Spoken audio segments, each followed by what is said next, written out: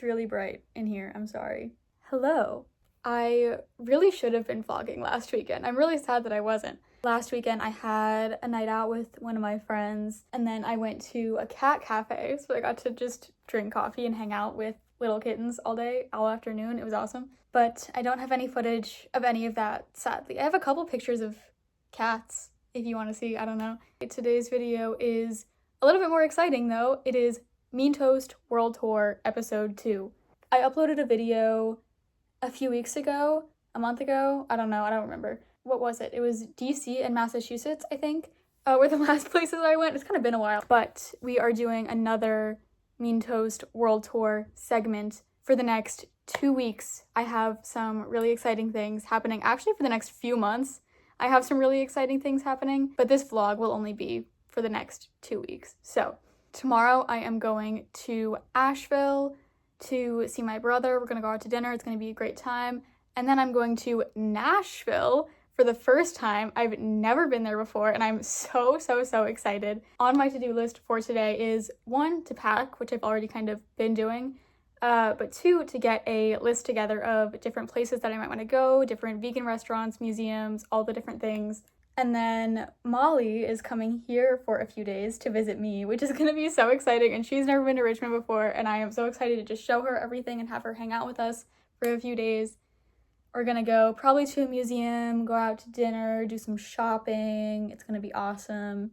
And then, right after Molly leaves, I'm going to St. Louis, also for the first time ever. I am visiting my college roommates, Jackie and Katrina, who I haven't seen since we graduated, which has been over a year ago. Oh my god. I'm so excited to see them. They are 2 of my best friends in the entire world, and I'm really excited to explore St. Louis with them. Again, I also have to make kind of a list for that of like different ideas I have for stuff for us to do. Also, since the last time we talked, I cut and dyed my hair. It's a little bit pink, not really. I didn't lighten it this time, which is why it looks like this, but I have all the stuff to lighten it now, so maybe while Molly is here, we will attempt to bleach my hair. That's probably gonna be a train wreck, whatever. But anyway, let's get into the traveling.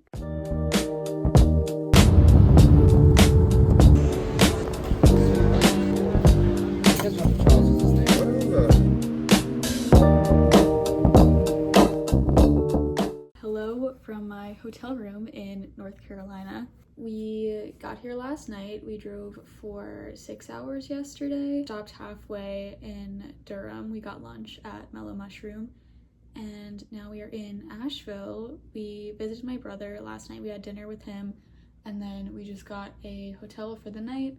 And our only other plans here are to get coffee and get the heck out and go to Nashville. I really wanted to talk to you about the book that I'm reading. I started reading Not Without Laughter by Langston Hughes.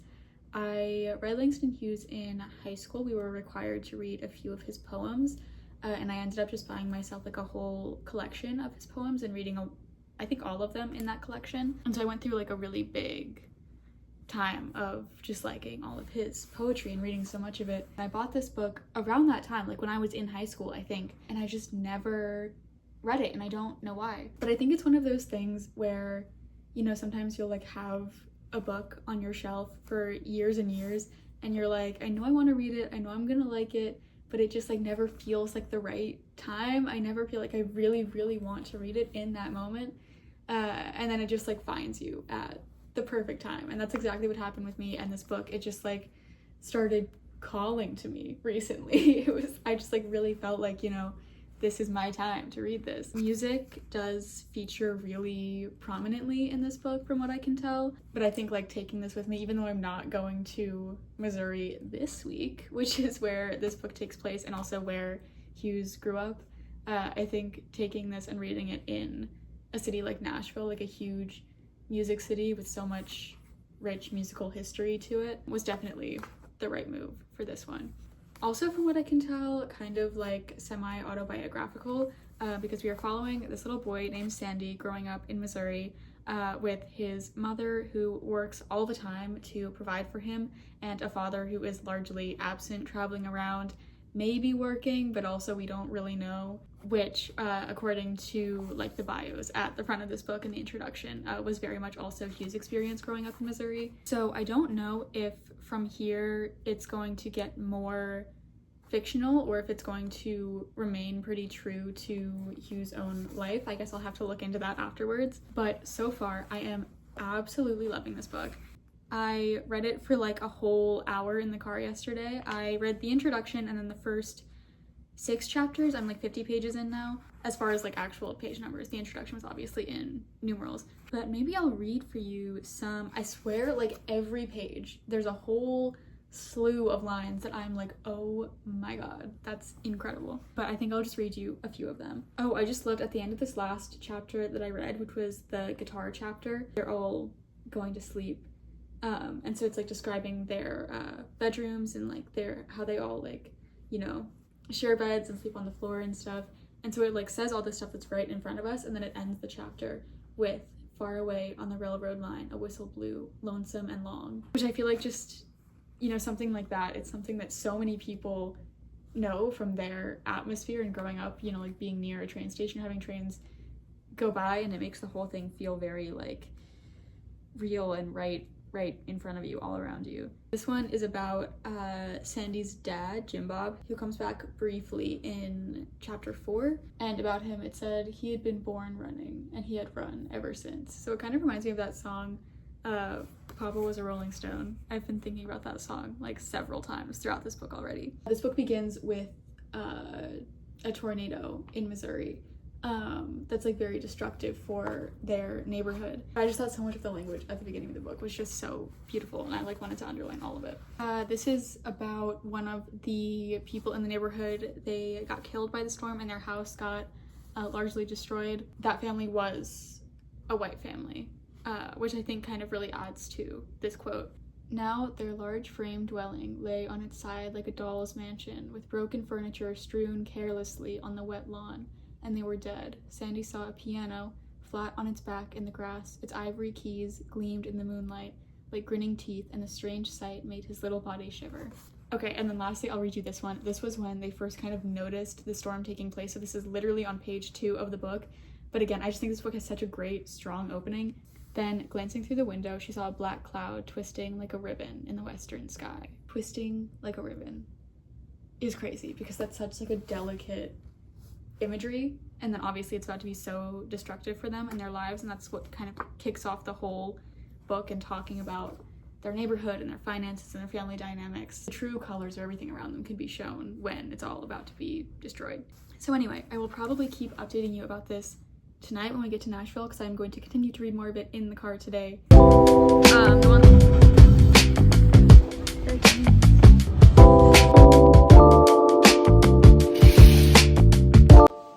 Mirror, couch, kitchen, desk, TV.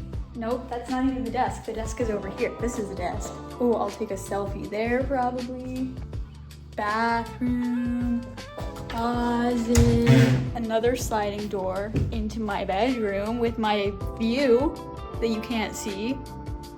This is crazy. I think this might be one of the nicest hotel rooms that I've ever had to myself. I don't know what my hair is doing, but as you saw, we stopped halfway in like Pigeon Forge, Tennessee, or that Buc-ee's location. We had never been to Buc-ee's before. It was our first time going there, and I don't think we will ever go again. We were very overwhelmed. There were so many people in there. And then we drove for like 3 more hours, and now we are in Nashville. Woo. We're gonna get dinner and then walk around. It's like 6:30 right now, so. Is that part of it?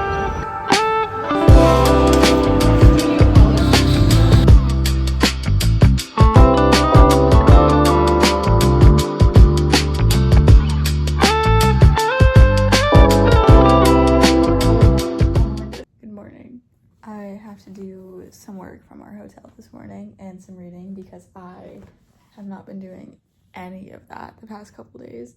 Last night we went to Assembly Hall for dinner. We kind of like walked around. We went to the vintage store that is also in that like mall building thing. And they also had like 10 different photo booths there, so of course I had to do one, even though they were really expensive. But I think we're gonna grab a coffee. We might just grab coffee like right across the street from our hotel. And then Timmy and I definitely want to do the African American Music Museum and the Johnny Cash Museum today, and then find somewhere to stop for lunch, pick up the guys, and all of us will probably do some bookstores. I have like a whole list of bookstores that people have given me to try. Yeah, and then I have to grab a quick dinner, and everyone else is going to the show. And while they're gone, I think I'm gonna use my one solo night in Nashville to like walk Broadway a little bit. A chai at our hotel coffee shop. It's called Neighbors, and it's pretty good, honestly. I think this might have to be breakfast. We might also go take advantage of the hotel breakfast, but there are so many people in this hotel and so few elevators. People literally have been waiting for the elevators for like 30 or 40 minutes here. So we might be walking down to breakfast from the 19th floor. So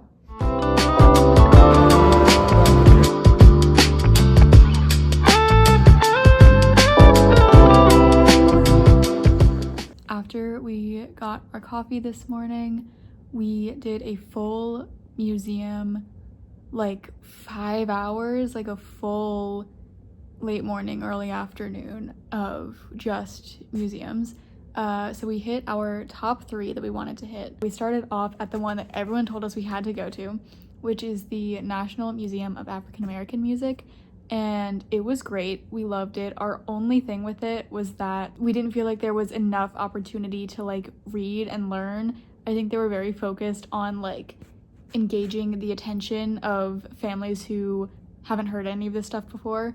And so there was a lot of like videos and hearing the music, and you can make your own playlist. So like all that stuff was really cool. And they showed a video at the beginning. That was probably all of our favorite parts. We thought it was like a really cool, concise, well done video. But we're big museum people, so we would have loved to like actually read more and learn more new things. And then we hit the Frisk Museum. Frist. Because the whole time we were in it, we said Frisk, and then we found out it was Frist. That, honestly, as far as like the museum aspects of like looking at art, reading all the stuff, like that is the place to go for that. We went to a whole surrealist exhibit, which was awesome. We loved it. And then we also went to the Johnny Cash Museum, which again is very like touristy, expensive. But I think we definitely made the right decision to go there over the Hall of Fame, because I think that was just more our speed. We just really wanted to go to the Johnny Cash Museum. So we have come back to the hotel for a bit of an afternoon intermission because we were so tired after walking in between all of the museums for 5 hours. So I've just been in my hotel for the past like hour and a half. We are finally ready for dinner. And I think, again, we're not going to venture too far.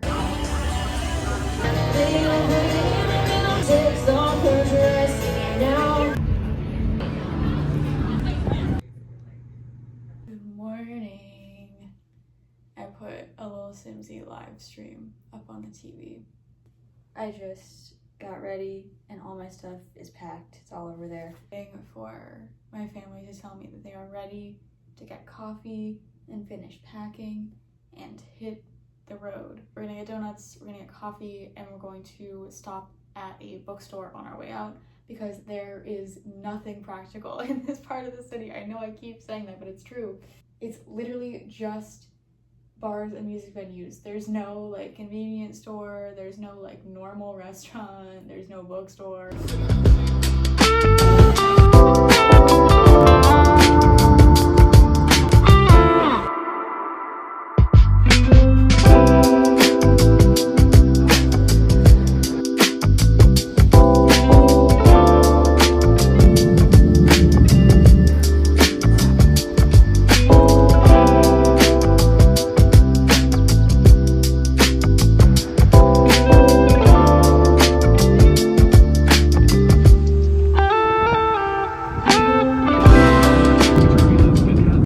Actually the next week now, and I am just getting around to finishing up and editing this video. I think I had about 12 hours to completely reset my life, like unpack, clean my entire house, go grocery shopping, do like an everything shower, and then like get a quick little nap in there before Molly came in the next morning. So she spent 3 days here and it was so much fun. I had so much fun. We went to the museum twice because she loved the museum, which I totally understand. I love it too. But we went to the current exhibit there, which I hadn't been to yet. We went to Fuzzy Cactus for dinner, which is one of our like new favorite places. What else did we do? We walked Carytown, which is a must, and Molly did lots of shopping, which you should do while you're visiting Carytown. And then I went to St. Louis, and that trip was so much fun. I had so much fun. We went to the zoo and it was so much fun. I can't even remember the last time I went to a zoo. And then we also went to a museum there. We went to the St. Louis Art Museum, which is ginormous and it's all completely free, which is crazy. And then we also went to a couple really great food spots and we saw Leviticus, which was fucking crazy. That movie is insane. Not quite a horror movie, but definitely freaky as fuck. So yeah, that was my last whole week and a half of traveling and visits, and that was Meantoast World Tour Volume 2. I am fully aware that these first two Meantoast World Tour episodes, that's kind of a joke name, like it's not actually a world tour, you know? I am, however, about to start my July travel vlog / July vlog in general, because I have another leg of visits and traveling coming up in July. So that one we will get out of the country a little bit, which I'm excited about. So stay tuned, I guess.